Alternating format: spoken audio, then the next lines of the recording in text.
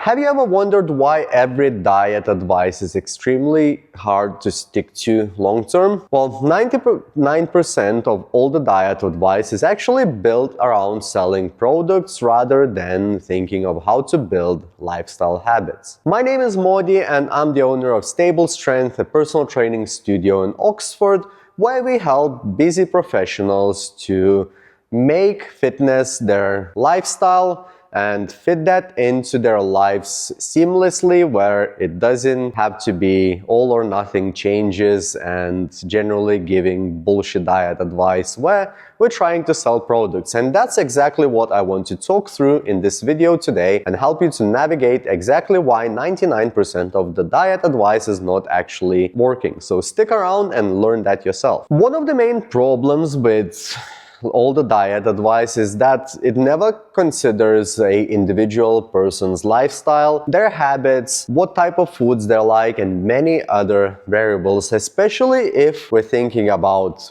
parents who are making food for their children, and it becomes impossible. So if you are a guy like myself who likes to cook, then when you get home you may want to cook a nice meal for the family, but then you have your diet to stick to.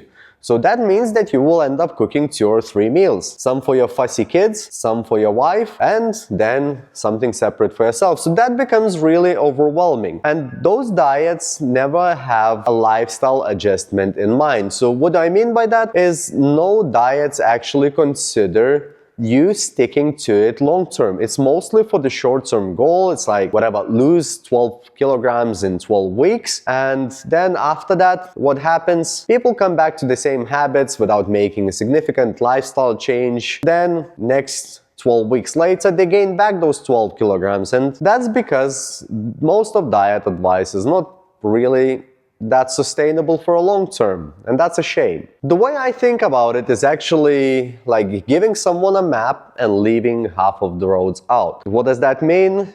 You hit a traffic jam somewhere, there's a blockage in the road, and you don't know how to go around that to make sure that you stick to the plan and you reach your destination. That's exactly how 99% of that diet advice works. You end up following that main road for a certain period of time, then you hit the blockage, life hits, you go on holiday, you get an argument with the partner, you end up going comfort eating or whatever, like everyone's individual. And you end up in that yo-yo cycle. You lose some weight, it comes back up, you lose some weight, it comes back up. And if you would have a way to come back to it on the main track, that would be a much better approach. So let's add a little bit more roads to your diet map. Number one thing that you should do is to actually start all your meals from building around protein. And the amount of protein that you should aim, it depends really on your weight, age, and size and all these things. But generally, I would say with each meal, you would want to consume at least 30 grams of protein. And that's even if you're like a small lady who weighs 55 kilograms. Hitting 90 grams of protein will be extremely beneficial for you. And you'll notice one thing, that you're not really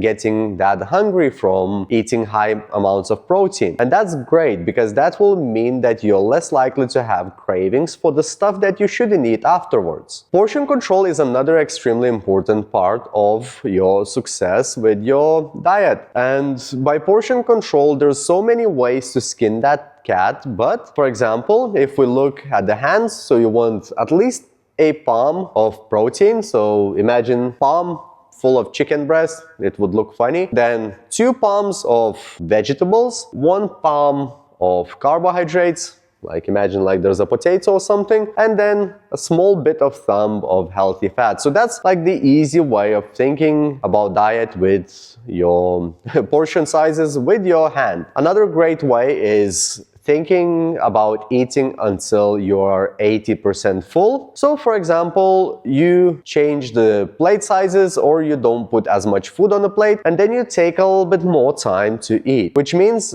as you eat a little bit slower, eating 80% till you're full, 20 minutes later, then you'll get the sense of satiety and you'll realize you don't really need to eat as much as you thought you need with every meal. And I'm one of the worst with that, because I just like food is gone. Like I'm eating so fast and then I want to go and do something, which allows me to actually overeat, and then I end up really like bloated. Oh shit, why did I eat so much food? I'm sure you can relate to that in some way, and that's where portion control comes in and can help. Another way to kind of control your food portions is also having a glass of water before you eat. That means every single time before you eat, you'll have a glass of water. It will fill up your stomach a little bit, and the volume of your stomach will technically shrink, so you will eat food and you'll get fuller a little bit quicker. That's just 3 good ways of controlling your portions. We also need to plan for life, so 80-20 rule is a good way to look at it. And you probably heard of 80-20 rule in many different areas. So 80% is your solid habits that you stick day in, day out. So for example, at least 4 days a week.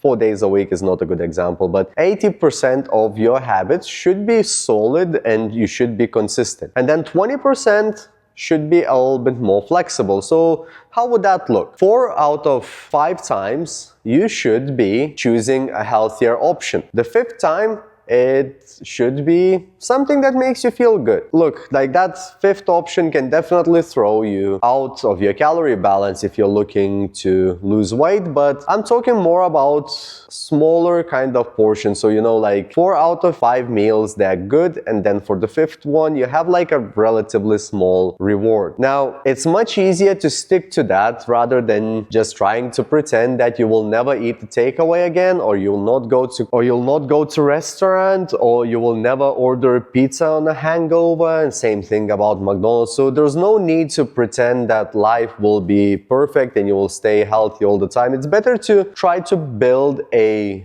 nice and consistent foundation, so when you slip off that road a little bit and then you need to come back on track, it's much easier because that's what feels natural to you. Now, one thing that I also like to implement with my clients a lot is I try to add things rather than remove things. So for example, we're trying to add protein into the diet, which means when people are full, it will remove some of the things that have been naughty and they shouldn't be eating, because they will feel fuller. And same thing, for example, if I see someone's not eating any vegetables or fruits, I will start implementing asking them to eat 1 apple, 1 orange, whatever fruit or vegetable they don't normally eat, and then try to stack on top of that. And for example, I had just one lady having phenomenal changes in her diet, and we achieved that through making small consistent changes every week. So her protein intake has increased, her vegetables intake has increased, and she feels very happy about that herself, because it didn't really felt like we took something away from her diet. So that change when we're adding things into her day or into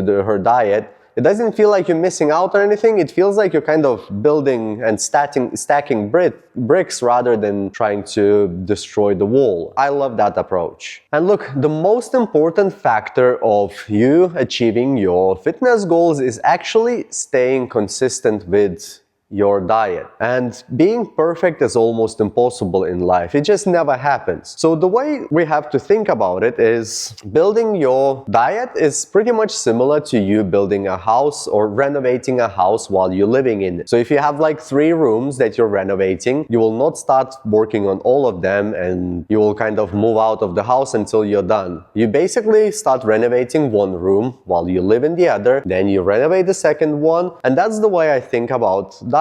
Like you just add things in step by step and then eventually end up with a nice and clean diet or nice and refurbished house. And that's much better to go that way, because it will lead to you succeeding over a long period of time rather than making some quick and unsustainable changes. So remember, real change is not about crash dieting or all or nothing mentality. The real change comes from small, consistent changes that are implemented over a long period of time, and you just stack them one on top of another, which eventually brings a whole house together and your fitness goals will be achieved, you will feel a lot better on a day-to-day basis, and you will be happier about how you achieve that because you don't feel like you have restricted yourself too much. You just gradually changed your lifestyle and your habits. Now, let me know if you are struggling with any habits in the comments down below, and hopefully I can advise you to improve them on the next video. And if you enjoyed this video, I'm sure you will enjoy this one, so go and watch it.